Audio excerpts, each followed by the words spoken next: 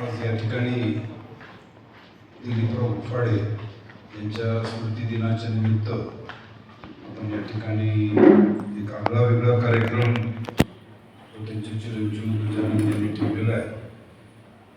खरं तर स्मृती दिन म्हणलं की वर्षश्राद्ध बाकीच्या गोष्टी या स्वाभाविक आहेत, परंतु प्रथम स्मृती दिनाच्या निमित्तानं कवी संमेलन ही एक नाविन्यपूर्ण कल्पना आहे असं मला वाटतं. हा एखादा चांगला मुरलेला साहित्यिकच अशा प्रकारचा अफलातून विचार करू शकतो. त्यामुळे आजच्या कार्यक्रमाच्या निमित्तानं साहित्यिक म्हणून गजाननला सर्टिफाय करायला काय हरकत नाही असं मला वाटतं. आणि त्या निमित्त त्यांनी अचानक ठरवलं की आपल्याला या ठिकाणी सेलूमध्ये कार्यक्रम घ्यायचा आहे. मला विनंती केली की मला हॉल भेटेल का. आता नुकताच आमच्याकडे 2 महिन्यापूर्वी 2 महिने झाले ना, 28 तारखेलाच मागच्या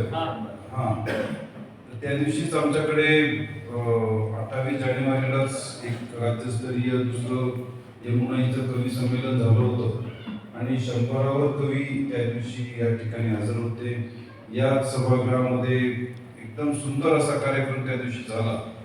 आणि आमचा साहित्य क्षेत्राशी काही संबंध नसतानाही लाड सरांच्या प्रेमाखातर त्यांच्या ते जो रिस्पेक्ट देतात, ते जो मान आमच्यासाठी देतात, त्याच्या खातर आम्ही या साहित्यिकांशी जोडल्या गेलो असं म्हणलं तर वावगं ठरणार नाही. आणि त्यामुळे अनेक महाराष्ट्रातील साहित्यिक मंडळी आमच्या संपर्कात आली, ओळखी झाल्या. नाही तर मग सिंधुताईंची आमची ओळख व्हायचं काही कारणही नव्हतं, दिशाताईंची ओळख व्हायचं काही कारण नव्हतं. आताच आपण कविता ऐकली, डायरेक्ट सीमेवरूनच आले की चळवट लावली तर वापस एवढ्या जोरात पडत होतं की गोळ्यापैकी जोरात झाडत त्याची कल्पना आली आम्हाला.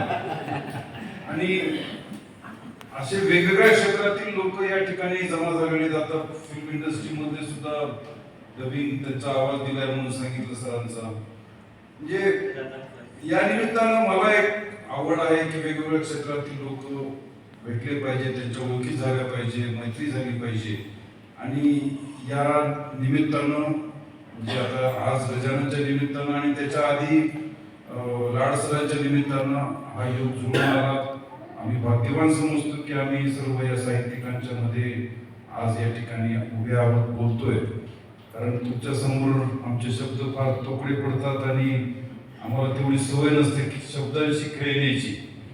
तुमचं ताकद ती असते की तुम्ही शब्दावरच्या समोर, मी मागच्या वेळेसही बोललो होतो की शब्दाने तुम्ही असं चित्र रंगवता, रंगाने चित्रकार चित्र रंगवत असतो, पण तुम्ही शब्दाने चित्र रंगवता ही तुमच्यातली जी कला आहे ती खरंच वाखाणण्यासारखी कला असते. आणि त्यामुळेच तुमच्या कलाकृतीला एक वेगळ्या प्रकारचं आनंद म्हणा किंवा बऱ्याचदा दुःख म्हणा, कारण अनेक कविता वाचून माणसं इमोशनल पण होतात, रडतात.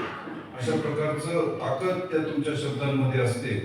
आणि आजच्या निमित्तानं गजाननने ठरवलं की वडिलांच्या स्मरणार्थ पुरस्कार द्यायचा आहे आणि पहिला पुरस्कार मला देत आहेत, हे पण मी माझं भाग्य समजतो.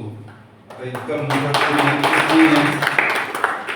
ते गजाननचं प्रेम आमच्यावरती जास्त आहे आणि ते नेहमी म्हणत असतात की मला तुमचं मार्गदर्शन आवडतं, तुम्ही खूप चांगले मित्र आहात. आणि आज वडिलांच्या नावाने पुरस्कार देऊन त्यांनी माझ्यावरती एक प्रकारचं जबाबदारी टाकली असं मी समजतो. आणि यापुढे सुद्धा कधीही गजाननला किंवा तुम्हा साहित्यिकांनाही ज्या प्रकारची कधी गरज आमची पडली तर निश्चितच आम्ही तुमच्यासाठी हजर राहू. आजच्या या सत्काराबद्दल गजानन उफाडे, त्यांचा संपूर्ण परिवार आणि यमुनाई ग्रुप तसेच आजच्या कार्यक्रमाच्या अध्यक्ष यांचा सुद्धा मी या ठिकाणी खूप खूप धन्यवाद व्यक्त करतो. आणि आभार सगळ्यांचे मानतो की या ठिकाणी आम्हाला सत्कार देऊन गौरव केला, त्याबद्दल सर्वांचे आभार. धन्यवाद.